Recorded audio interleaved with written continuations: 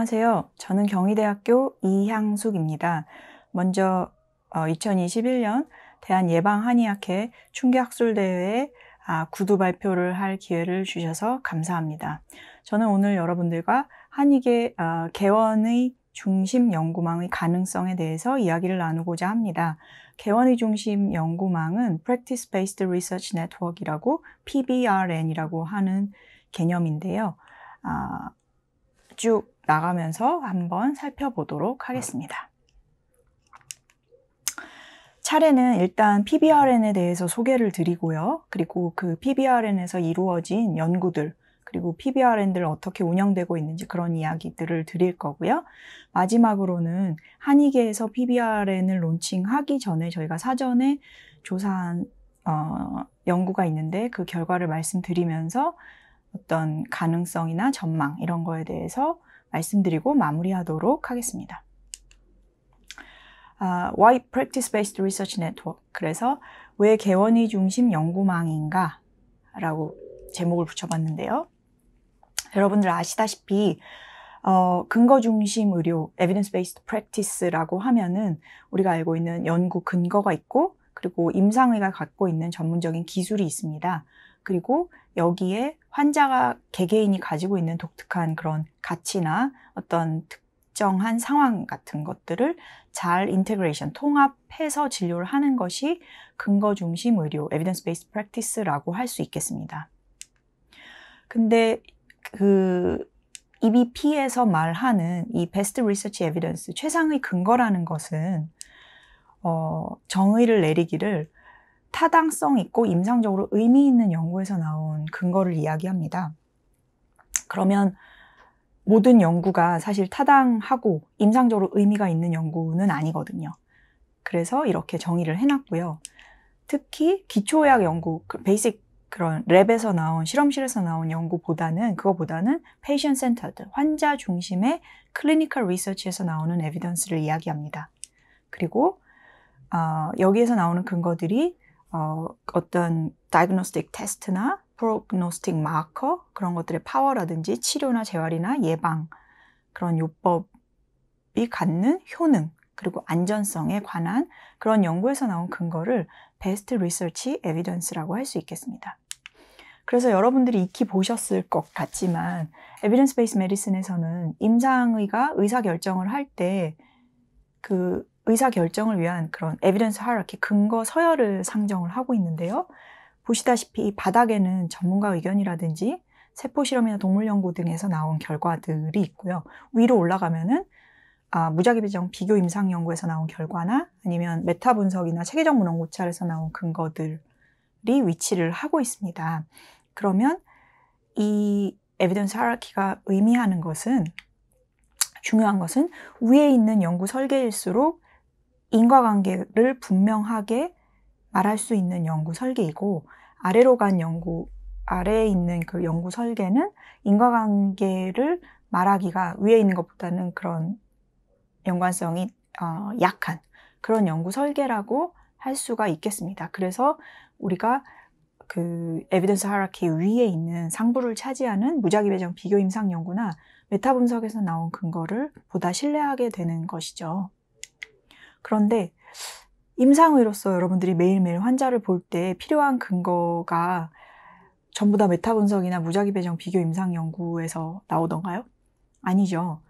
내가 환자를 볼 때 필요한 근거는 사실 여기 그 근거 서열에서 말하는 그 최상위 근거하고는 좀 거리가 있는 것을 여러분들이 알고 계실 겁니다. 그래서 이미 옛날부터 EBM 사실 출발할 때부터 이런 논의는 있어 왔는데요.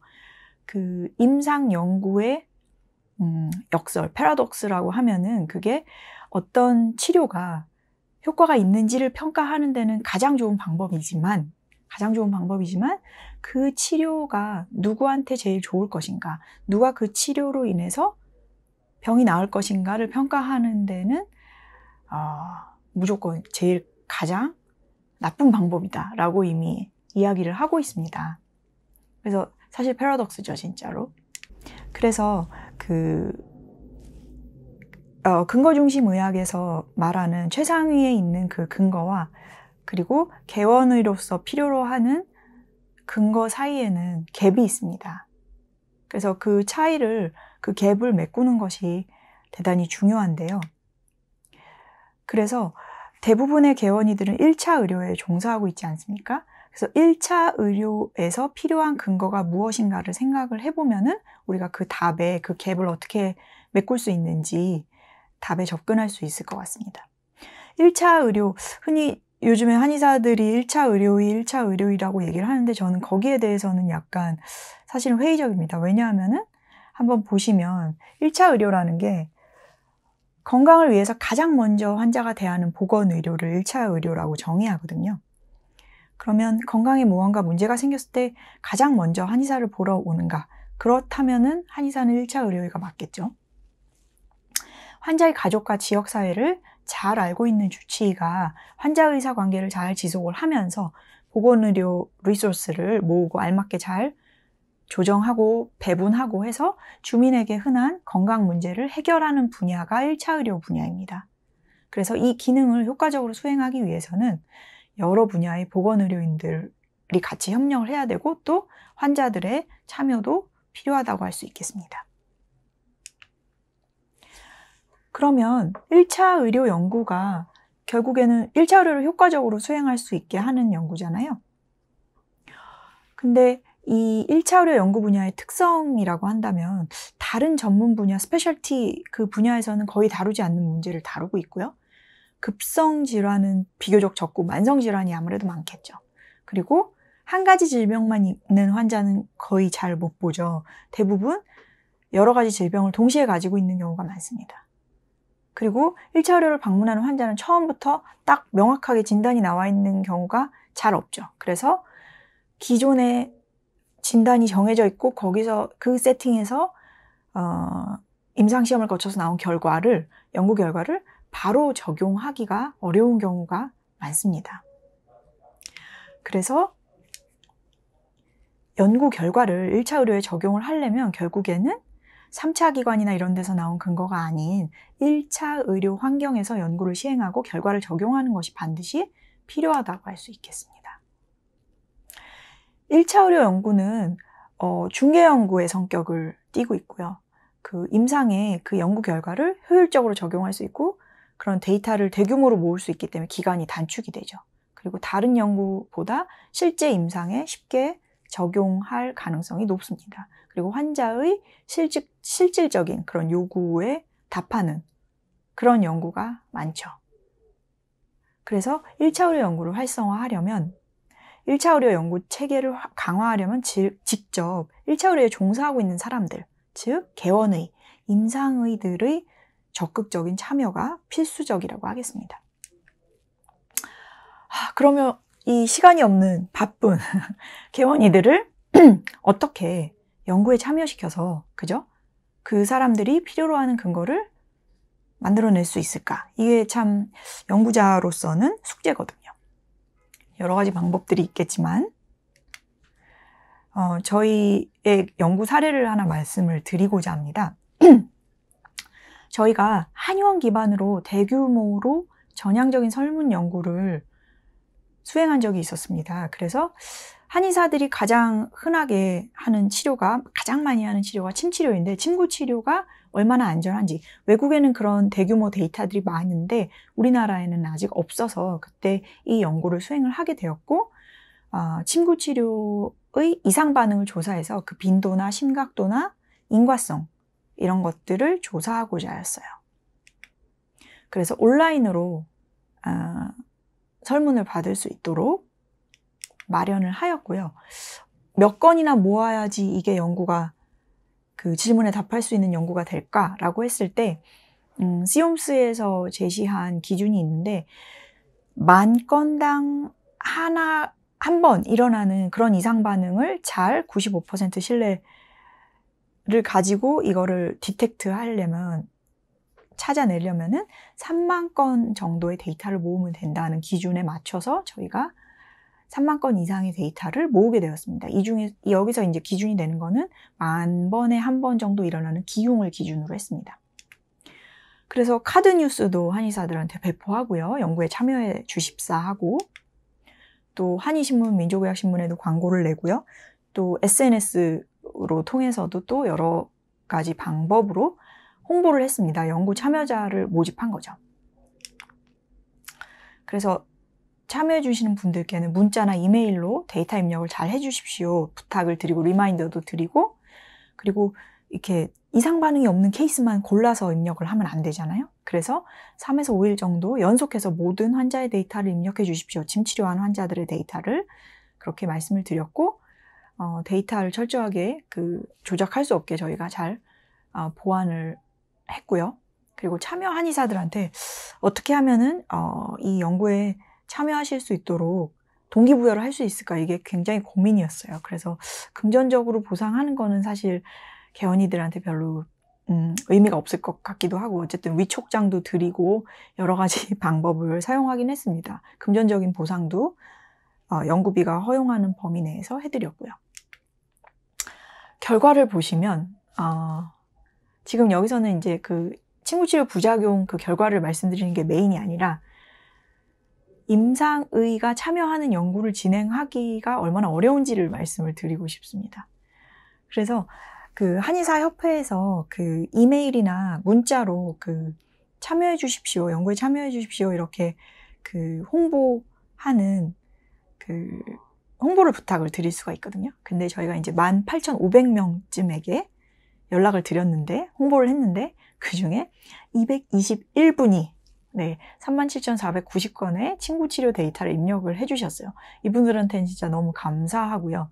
근데 이걸 계산해보면은, 산술적으로 계산해보면 설문조사 연구에서 참여율이 1.2%예요. 이거는 굉장히 어디 내놓기 어려운 너무 낮은 수치거든요. 그래서 이 데이터가 대한민국 한의사의 침구치료를 대표할 수 있냐라고 물으면 사실 굉장히 대답이 궁색해지는 거죠.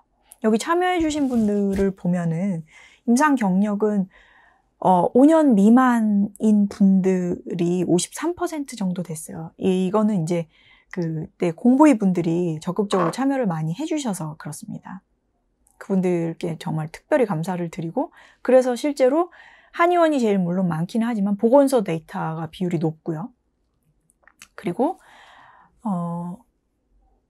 소속별 입력 데이터 수를 봤을 때도 한의원 그리고 보건소가 높은 것을 보실 수가 있습니다.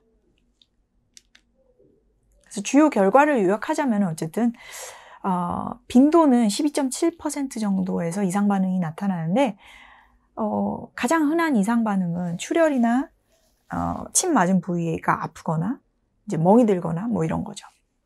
근데 그런 이상 반응들은 사실 다 마일드, 경증에 해당하는 것들이 대부분이고, 생명의 위협을 초래하거나 그런 이상 반응은 3건 정도 나타났고, 사망 이런 이상 반응은 보고되지 않았습니다. 인과성을 봤을 때 출혈이나 침 맞은 부위가 아프거나 멍이 들거나 화상, 뜸 치료했을 때 화상, 이런 것들은 인과성이 분명한 거죠. 그렇죠? 그리고 일부 이상 반응은 이제 시술자의 부주의나 또 침 자체가, 디바이스 자체가 불량해서 이런 것들과 관련이 있는 것으로. 그래서 사실은 대한민국 한의사가 하는 침구치료가 비교적 굉장히 안전하다라는 결론을 내린 적이 있습니다. 이 연구는 사실은 한의계 최초의 대규모 전향적인 연구고, 임상진료 현장에서 얻은 데이터죠. 그래서 진료하는 형태를 해치지 않으면서 그대로 데이터를 모은 점에서 큰 의미가 있고요. 안전성에 좋은 근거로 활용이 될 수가 있지만 아까 말씀드렸듯이 낮은 참여율, 그리고 지역 편중성, 예를 들어서 서울 경기 지역이 많고 대구나 부산 이런 쪽이 많아야 되는데 부산이 굉장히 참여율이 저조하다든지 약간 그런 전체 한의사 집단의 지역 분포하고 좀 맞지 않는 점, 이런 것들이 한계가 있죠. 그래서 저희가 이때 한의계에 PBRN이 있으면은 이런 대규모의 데이터를, 대표성 있는 데이터를 모으는 데 도움이 되겠다라는 생각을 하게 되었고요. 그 다음에 보고 비뚤림이라든지 가용성 비뚤림 이런 것들이 한계로 들 수가 있겠습니다. 그럼 PBRN이 도대체 뭔지 이런 거를 말씀을 드리자면은 PBRN이라고 하기도 하고 Primary Care Research Network, Clinical Research Network, 의원 중심 연구망, 1차 의료 연구망, 굉장히 여러 가지 이름으로 불리우는데, 이건 다 뭐냐면은 개원이들 중에서 주로 1차 의료에 종사하면서 지역사회 기반 의료에서 마주치는 그런 문제들을 해결을 하고 1차 의료의 질을 궁극적으로는 이제 개선하기 위한 연구를 하고자 하는 개원이들의 모임입니다. 네트워크입니다. 그래서 여기 소속된 개원이들은 이 보통 보건의료 서비스 연구에 경험이 많은 연구자들하고 같이 이제 협업을 해서 스스로 연구 능력을 향상을 시키고 1차 의료의 질을 개선하는 그런 일을 하게 됩니다. 그럼 기존에 수행하던 의학 연구와 그 PBRN에서 수행되는 연구와 차이점이라고 한다면은, PBRN에서의 연구 주제는 보통 이제 comorbidity를 많이 다루게 되고요. 다양한 환자군들을 보게 되겠죠. 그리고 한 가지 치료만 하는 게 아니죠. RCT나 뭐 이런 것처럼. 그래서 여러 가지 치료를 하는 것들의 복합적인 효과를 테스트하게 됩니다. 그리고 결과로 우리가 주로 보게 되는 것은 삶의 질이라든지 기능적인 상태의 변화라든지 이런 것들에 보다 관심이 있고요. 사회심리적인 환경을 중요시하는 그런 강점이라고 하면 강점이 있을 수 있겠습니다. 우리나라에 PBRN이 있었나요? 네, 있었습니다. 근데 최초로 천안진료중심 연구망이라고 해서 96년에 조직이 됐는데 이게 국내 최초의 개원이 중심 연구망이라고 할 수 있겠습니다. 근데 여기 이 네트워크에 들어가 있는 멤버들이 개원이 6명, 그리고 가정의학과 교수님들 3명 이렇게 되어 있었어요. 진짜 그냥 어떤 사 모임이라고 해도 좋을 정도로 규모가 굉장히 작죠. 어쨌든 그렇지만 네이밍은 천안진료중심 연구망이라고 했기 때문에 이게 국내 최초의 PBRN이라고 할 수 있겠습니다. 근데 여기서 나온 연구들을 제가 몇 건 가져왔는데 제목을 보시면 가정의학 전문의는 어떤 환자를 얼마나 의뢰하는가 라든지 개원가에서 성인의 요실금 유병률이라든지 고혈압 환자가 얼마나 전통의학이나 민간요법을 이용하는지에 대한 조사라든지 사실 이런 주제들은 3차 의료기관에서 다룰 수 있는 주제가 아니고 그들의 관심사도 아닙니다. 하지만 1차 의료에 종사하는 개원이들한테는 굉장히 중요한 자료들이거든요. 굉장히 중요한 연구 근거들이 됩니다. 그래서 이런 연구들을 확실히 그 기존의 의학 연구하고는 다른 관점에서 접근하는 연구들을 수행한 것을 알 수 있습니다. 한의계에는 그럼 PBRN이 있나요? 네, 공식적으로 제대로 갖춰진 PBRN은 없는 것으로 제가 파악을 하고 있습니다. 이제 제 뒤에 또 발표하시는 분들께서는 어떻게 발표하실지 모르겠지만 어쨌든 그래서 외국에서 PBRN 연구들이 어떻게 되고 있는지를 조사하고 그걸 바탕으로 해서 우리가 그럼 장점들을 취해서 어떻게 한의계에 PBRN을 잘 론칭을 할 수 있을까에 대해서 고민을 한 이야기를 드리도록 하겠습니다. 미국에서는 아크에서 PBRN들을 많이 서포트를 하고 있습니다. 그래서 거의 전역에 걸쳐서 굉장히 많은 의원들이 참여하고 있고 그렇습니다. 그래서 제가 조사를 한 것은 이 PBRN을 통해서 보안통합의학을 연구한 것들에 대해서 쭉 조사를 했습니다. 고찰을 했는데요. 연구 목표는 PBRN에서 수행된 그 보안통합의학 관련 연구를 현황을 분석을 하고자 하였고요. 그래서 검색을 해서 여기에서 나온 이제 연구 설계에 상관없이 다 포함을 시켜서 어떤 연구들이 이루어졌는지 그리고 그 연구들의 질은 어땠는지 그런 것을 평가하였습니다. 그래서 총 51편의 논문이 그 분석 대상이 되었는데요.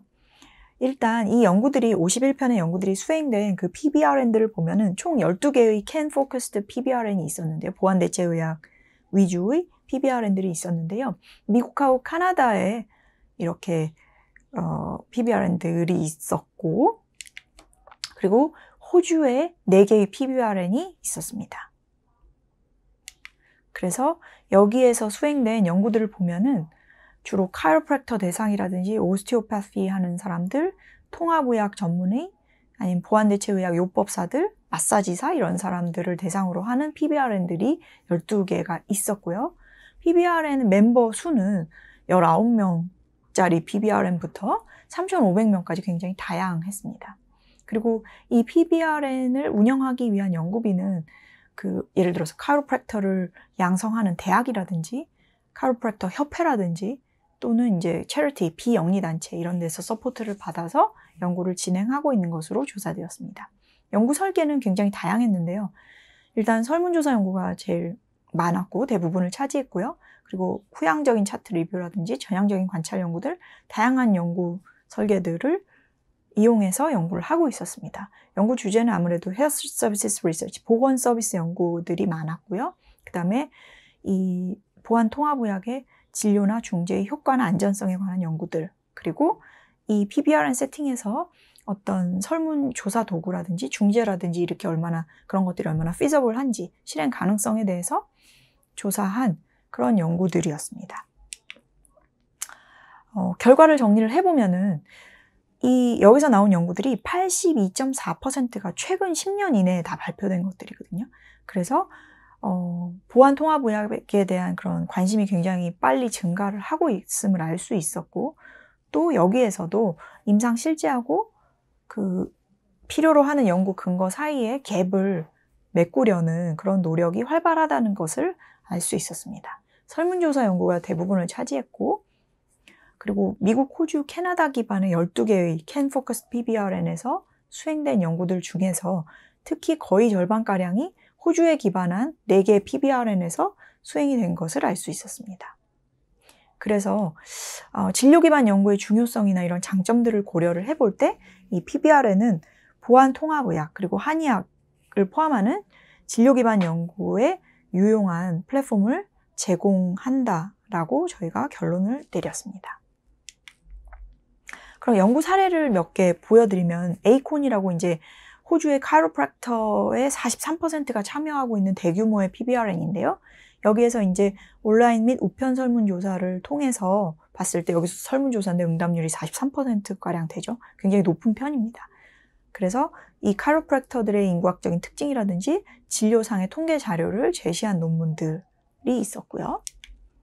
또 하나는 이제 브레이브넷이라고, 이거는 인테그레이티브 메디슨, 통합의료센터 9개의 센터에서 409명의 크로닉 페인 환자들을 대상으로 해서 전향적인 관찰 연구를 수행했어요. 여기서 모은 데이터들을 보면은 이 만성통증 환자들이 통합의료센터의 치료를 받으니까는 통증 강도가 6개월까지 이제 유의미하게 줄어들고 통증으로 인한 불편감도 줄어들었다. 그리고 스트레스라든지 삶의 질, 피로, 수면 이런 환자가 보고하는 아웃컴들도 유의하게 좋아진 것을 볼 수 있었습니다. 사실 이런 것들은 우리가 매일매일 보는, 한의원에서 보는 환자들에서 진짜 수도 없이 경험하는 사례들인데 이걸 이렇게 대규모로 데이터화해서 보여줄 수 있는 거죠. PBRN을 통해서.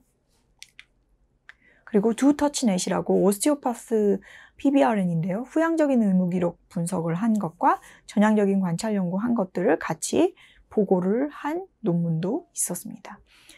여러 가지 51편의 논문 중에서 3편만 제가 사례로 가져왔는데요. 이번에는 CanFocus PBRN이 어떤 식으로 운영이 되는지를 잠깐 여러분들의 이해를 돕기 위해서 말씀을 드리겠습니다.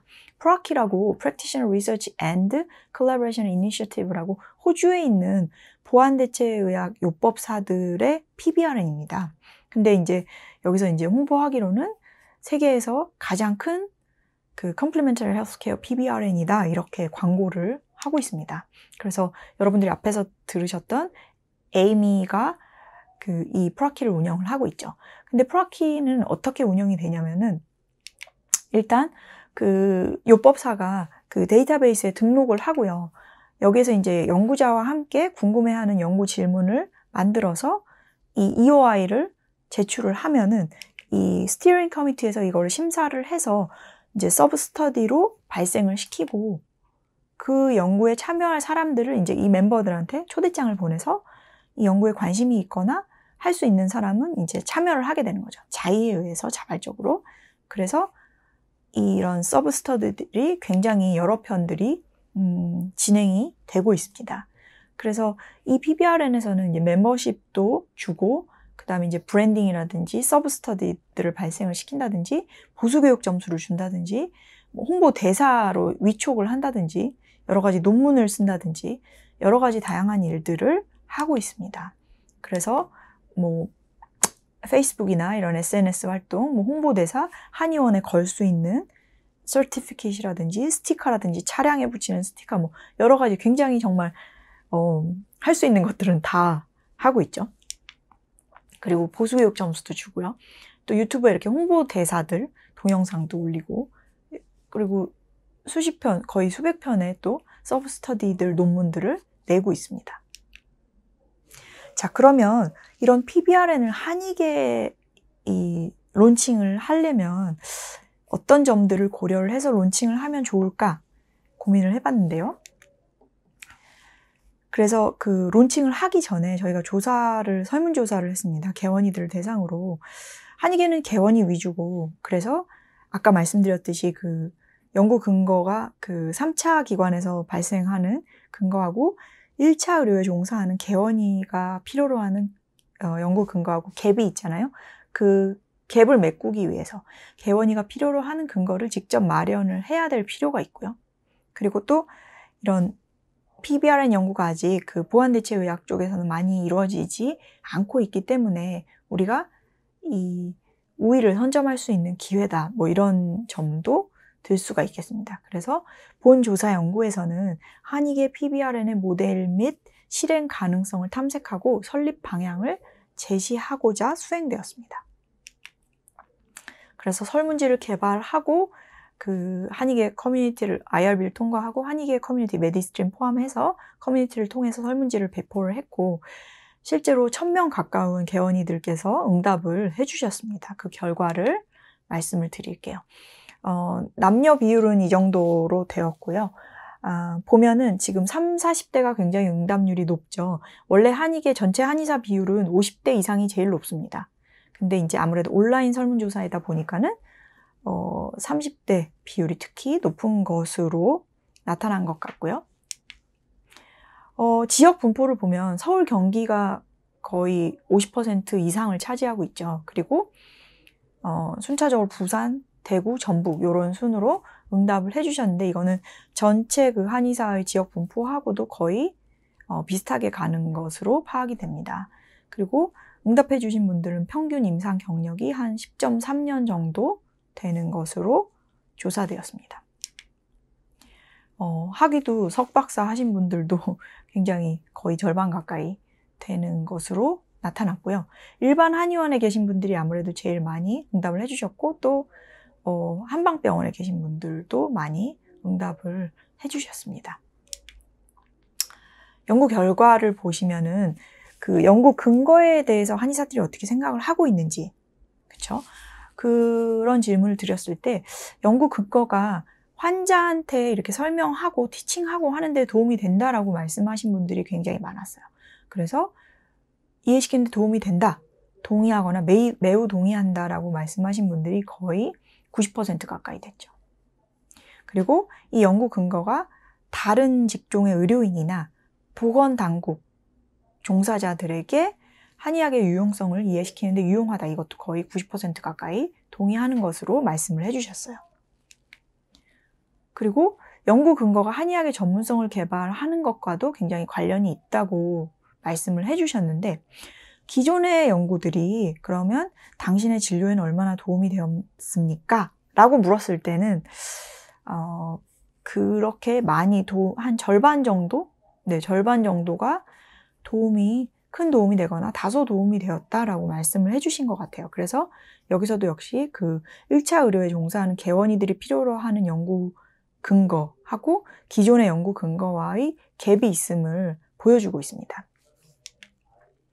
그럼 PBRN에 대해서 들어보신 적이 있습니까? 했을 때는 아직 그 PBRN에 대한 인식은 좀 낮은 편으로 한 88%는 들어본 적이 없다고 대답을 해주셨거든요. 그러면 향후에 만약 이제 한익의 PBRN이 생기면 여기에서 어떤 근거를 마련해 주었으면 좋을까요? 라고 여쭤봤을 때는 한의 치료의 효과라든지 안전성이라든지 정책이라든지 이런 것들 위주로 근거를 마련을 해줬으면 좋겠다라고 말씀을 해주셨습니다. 그럼 PBRN이 생기면 참여해 주시겠습니까?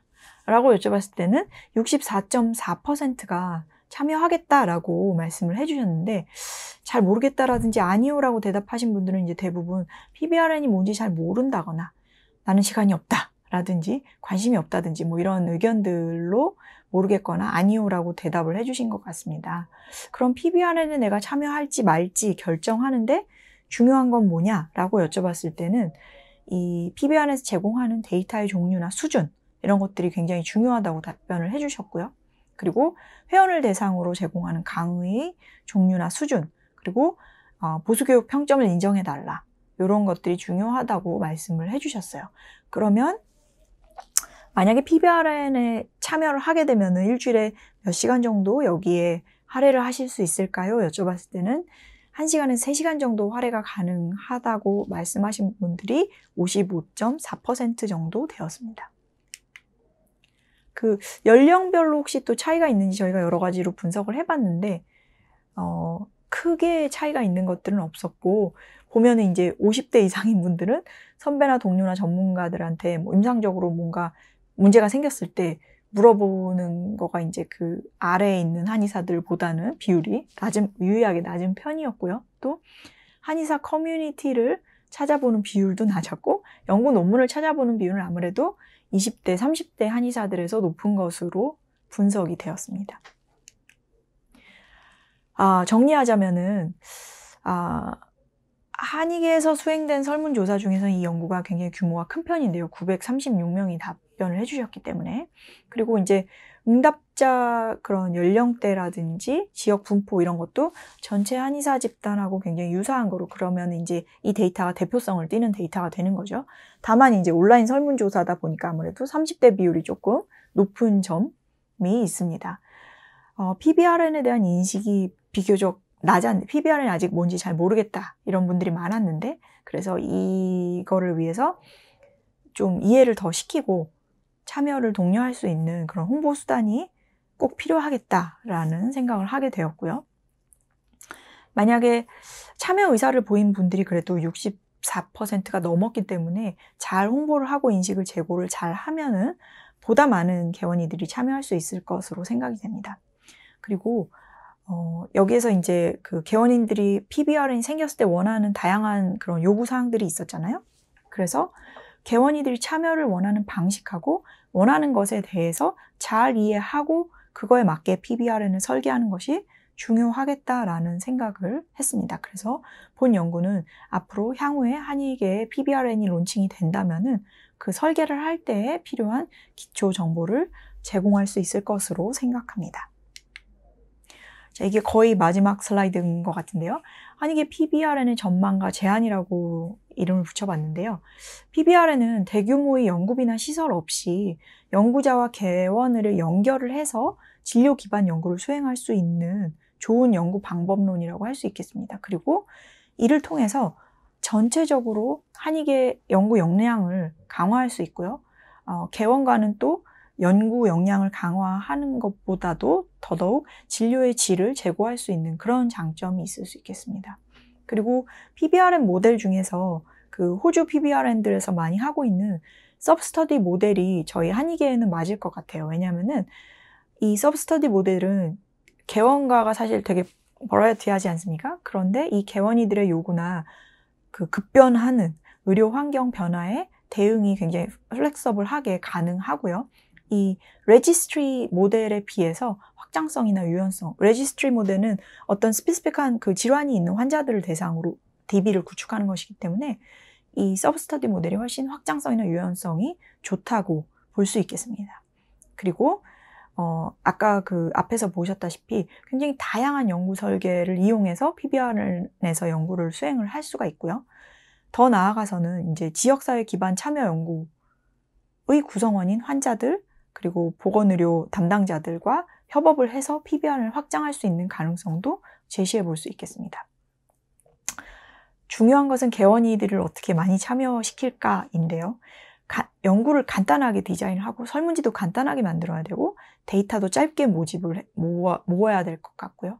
그리고 연구 필요성에 대해서 이제 공감이나 참여 분위기를 잘 조성을 하는 것이 굉장히 중요할 것 같습니다. 그리고 뭐 PBRN 홍보 대사를 지정을 한다든지 멤버십 기업의 어떤 베네핏을 준다든지 보수교육 평점을 인정한다든지 다양한 스트래터지를 활용해 볼 수 있을 것 같습니다. 그리고 PBRN을 운영하기 위한 안정적인 연구비 조달 방안도 마련을 해야 될 거고요. 또 이를 위한 연구 인력 양성도 필요할 것으로 생각이 됩니다. 네, 다시 앞에서 보셨던 슬라이드인데요. 우리가 필요로 하는 연구 근거와 기존의 연구 근거 사이에는 갭이 있습니다. 그래서 이 진료 기반 연구를 통해서 이 갭을 메꿀 수 있을 것으로 생각을 합니다. 그래서 기존에 있는 근거들도 있지만 진료 기반 연구를 통해서 임상의가 자기가 필요로 하는 질문을 만들고 연구자와 함께 질문에 직접 대답을 해서 거기서 나온 근거를 바로 진료 현장에서 활용하는 이런 선순환이 이루어지는 것이 바람직하고 PBRN을 통해서 이런 구조를 마련을 보다 용이하게 할 수 있겠다라고 말씀드릴 수 있겠습니다. 네, 경청해 주셔서 감사하고요. PBRN이라든지 진료 기반 연구에 대해서 관심이 있으신 분들은 또 이 이메일로 저한테 연락을 주시면 성심껏 답변을 해드리도록 하겠습니다. 감사합니다.